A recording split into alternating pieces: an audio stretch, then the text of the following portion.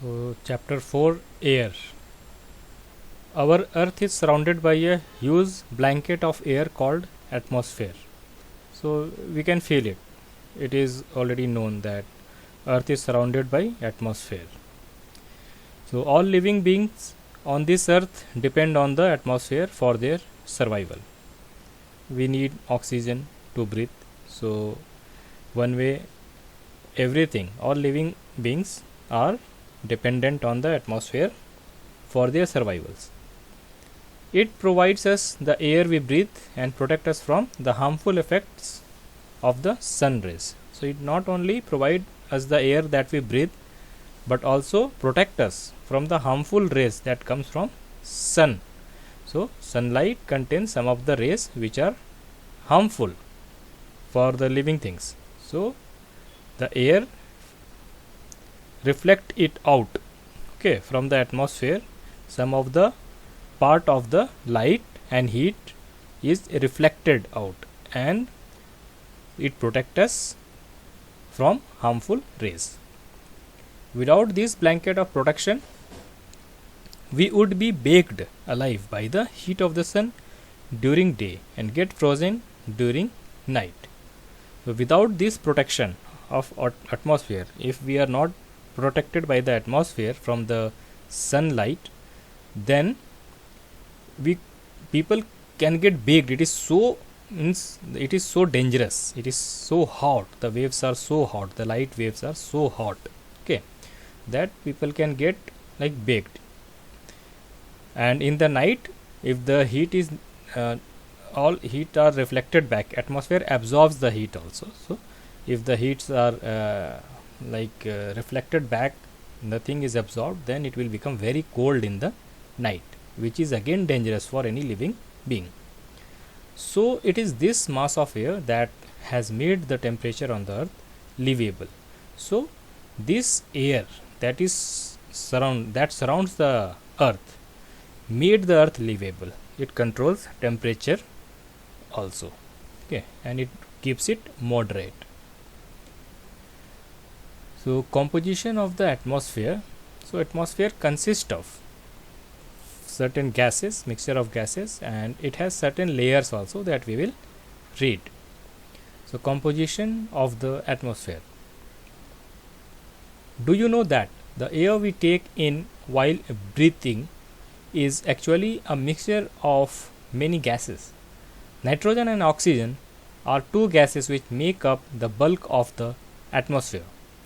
Carbon dioxide, helium, ozone, argon, and hydrogen are found in lesser quantities. So it is a mixture of gas. Atmosphere is a mixture of gas, and some of the gases are of less quantity and some gases are more in more quantity in the mixture of the air.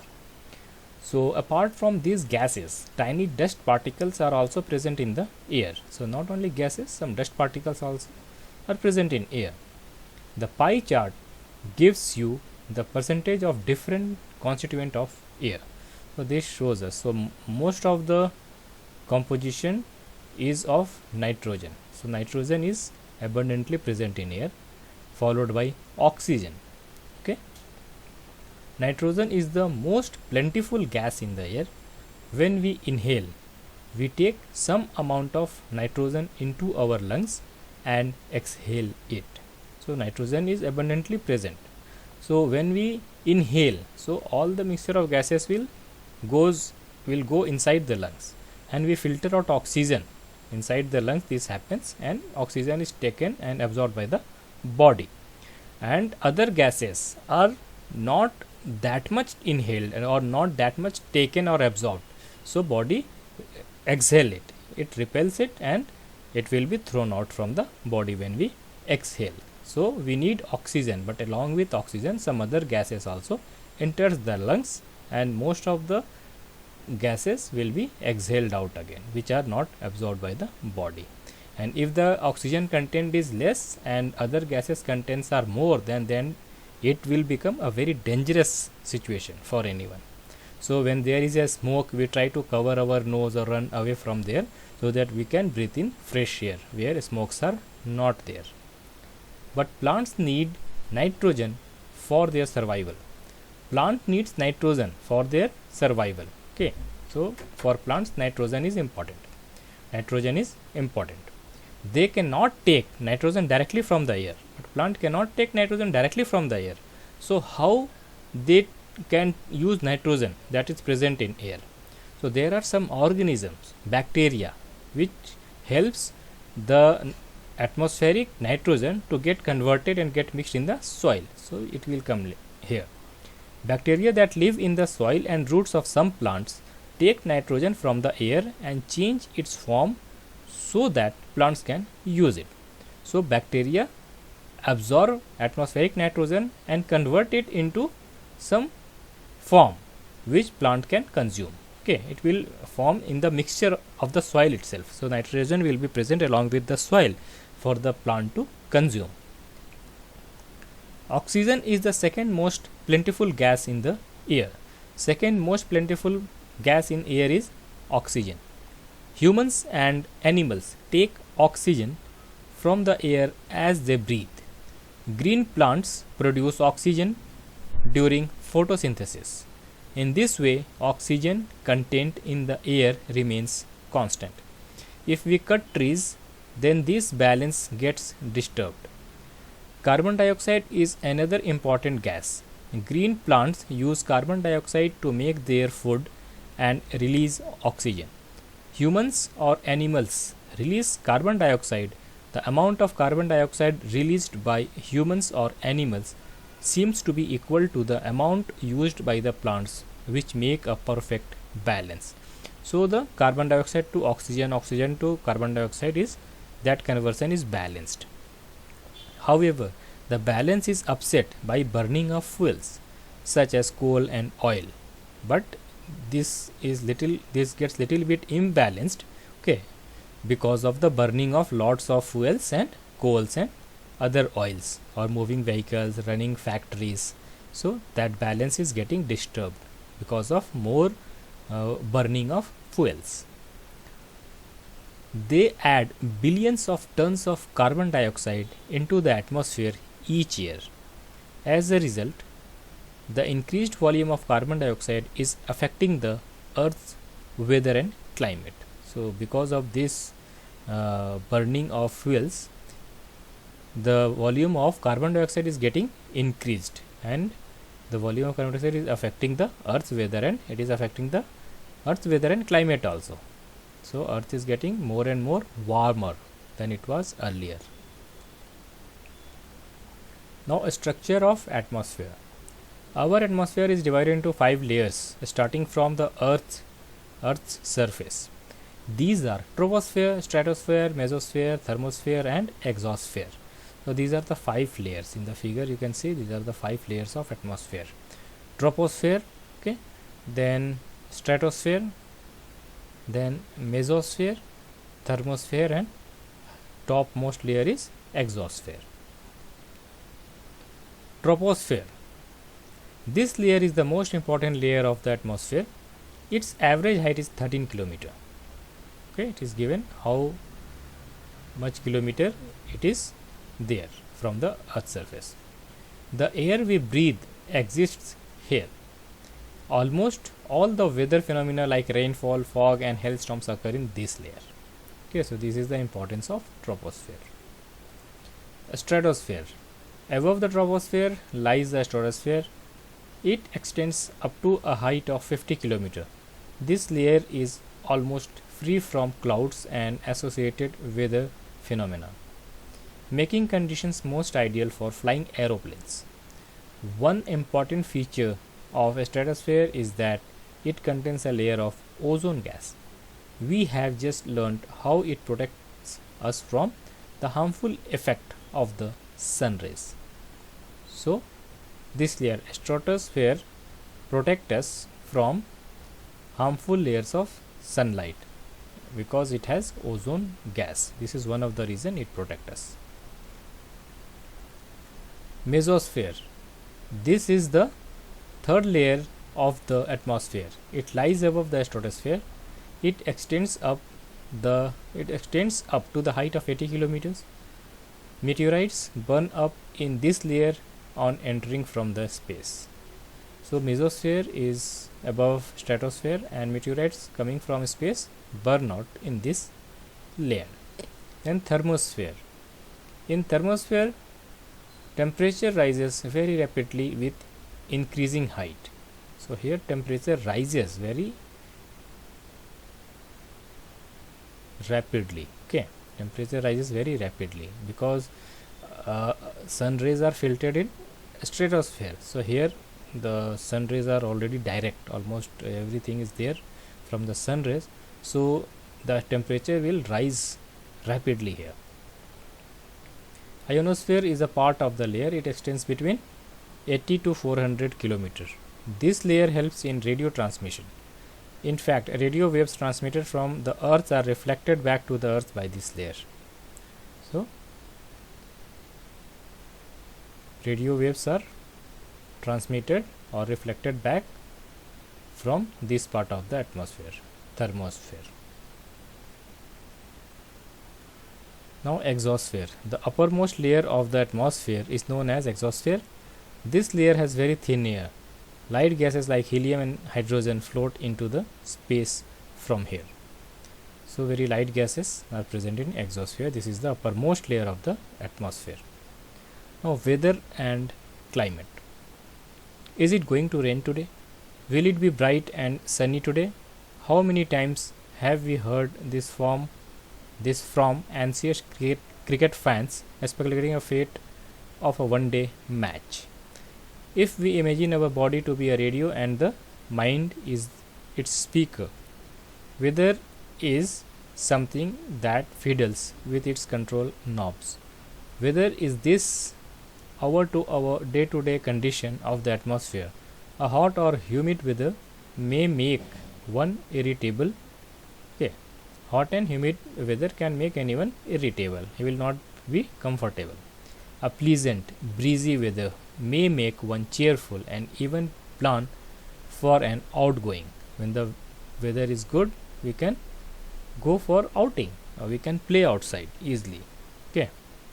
We will be more comfortable in pleasant weather. Weather can change dramatically from day to day. However, the average weather condition of a place for a longer period of time represent the climate of a place. Now do you understand why we have daily weather forecasts? So we have weather forecasts daily, but climate will be for some time period. Temperature. The temperature you feel every day is the temperature of the atmosphere. The degree of hotness and coldness of the air is known as temperature. The temperature of the atmosphere changes not only between day and night but also from season to season. Summers are hotter than winters. An important factor that influences the distribution of temperature is insolation. Insolation is the incoming solar energy intercepted by the earth. So insolation definition is given here. Insolation is the incoming solar energy intercepted by the earth. The amount of insolation decreases from the equator towards the pole. Okay. From equator towards the pole, it gets decreased. Therefore the temperature decreases in the same manner. Now do you understand why poles are covered with snow? If the earth's temperature rises too high, it would become too warm for some crops to grow. Temperature in cities is much higher than that of villages. The concrete and metals in buildings and the asphalt of roads get heated up during the day. This heat is released during the night. Also, the crowded high-rise buildings of the cities trap the warm air and thus raise the temperature of the cities. So these are the reason why the temperature of the cities are maintained. Air pressure. You will be surprised to know that air above us presses us with a great force on our bodies.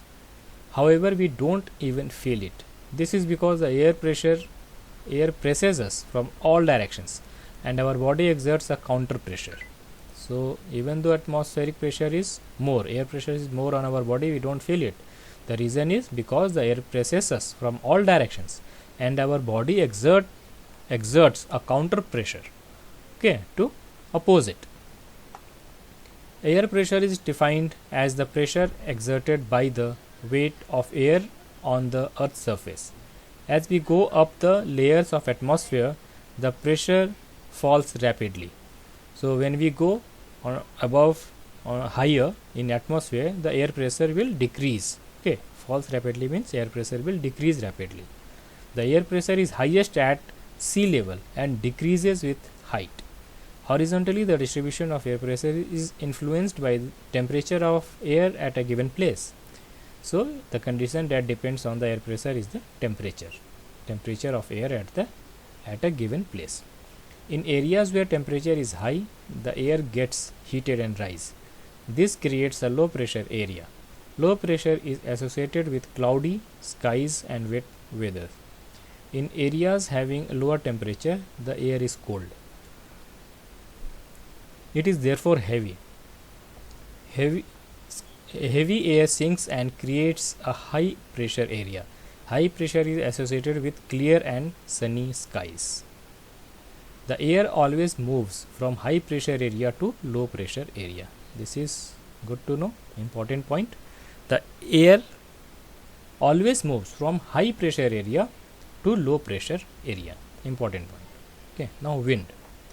The movement of air from high pressure area to low pressure area is called wind. So definition of wind is here. The movement of air from high pressure area to low pressure area is called wind. You can see wind can work as it blows dry leaves down the pavement or uproots trees during a storm. So we can see the effect of the wind. It can blow away the dry leaves from the tree, and it can also uproot heavy trees also during storms. Sometimes when the wind blows gently, you can even see it blowing away smoke or fine dust. At times, wind can be so strong that it is difficult to walk against it. Sometimes the wind speed is very high and we cannot walk comfortably against it. You must have experienced it is not easy to hold an umbrella or on a windy day. So if the wind is of high speed, you cannot hold the umbrella tight also. It will try to move you away along with the wind. So think of some other examples when strong winds have created problems for you. Winds can be broadly divided into three types. So there are three broad category of winds. These are permanent winds, seasonal winds and local winds. Now let's see each one of these. Permanent winds. The trade winds, westerlies. Okay, westerlies. Name of the wind is westerlies. The trade winds, westerlies and easterlies are the permanent winds. These blow constantly throughout the year in a particular direction. Okay, so westerlies and easterlies are the two permanent winds which flow constantly throughout the year and in one particular direction, in their own particular direction. Okay. Seasonal winds. These winds change their direction in different seasons. So seasonal winds change their directions in different seasons. For example, monsoons in India. So it changes its direction in different seasons. So seasonal wind is monsoon. Local winds. These blow only during a particular period of the day or year in a small area. Okay, so definition of local wind is local winds blow only during a particular period of the day. Some day, sometime, or some day in a year in a small area, this will blow. For example, land and sea breeze.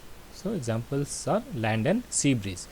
Do you recall the hot and dry local wind of northern plains of India? That is called Loo. It is called Loo. Okay. Cyclone, nature's fury. This is about the cyclone that is very, very disastrous and causes lots of damages. Okay, destruction caused by a cyclone. Now moisture. When water evaporates from land and different water bodies, it becomes water vapor. Moisture in the air at any time is known as humidity. So definition of humidity is here. Moisture in the air at any time is known as humidity. When the air is full of water vapor, we call it a humid day. As the air gets warmer, its capacity to hold the water vapor increases, and so it becomes more and more humid. On a humid day, clothes take longer to dry, and sweat from our body does not evaporate easily, making us feel very uncomfortable. Okay, on a humid day, clothes take longer time to dry because there are already moisture present in the air. So moisture is already there in the air, so water doesn't evaporate easily, so it takes longer time for the sweat or that comes out of the body to dry out easily during humid. Okay, making us feel very uncomfortable. So when the water vapor rises, it starts cooling. The water vapor condenses, causing formation of droplets of water. Clouds are just masses of such water droplets. When these droplets of water become too heavy to float in air, then they come down as precipitation. Jet planes flying in the sky leave a white trail behind them. The moisture from their engines condenses. Okay, the jet plane flying in the sky leaves a white trail behind them. Have you seen the jet planes which flies in the sky? There are a like trail of smoke, so moisture. So that moisture condenses, actually the moisture from their engines condenses. We see trail of this condensed moisture for some time when there is no air movement to disturb it. Precipitation that comes down to the earth in liquid form is called rain. So what is rain? Precipitation that comes down to the earth in liquid form is called rain. Most of the groundwater comes from rainwater. Plants help preserve water when trees on hillsides are cut. Rainwater flows down the bare mountains and can cause flooding of low-lying areas. On the basis of mechanism, there are three types of rainfall: the convectional rainfall, the orographic rainfall, and the cyclonic rainfall. So three types of rainfalls you can learn. These are convectional rainfall, orographic rainfall, and cyclonic rainfall. Then rainfall is very important for the survival of plants and animals. It brings fresh water to the earth's surface. If rainfall is less, water scarcity can drought occur. Okay, scarcity. If rainfall is less, water scarcity and drought occur. On the other hand, if it is more, flood take place. So this is about air, atmosphere, weather and climatic condition. Okay, so this chapter discusses that. So learn the question and answer.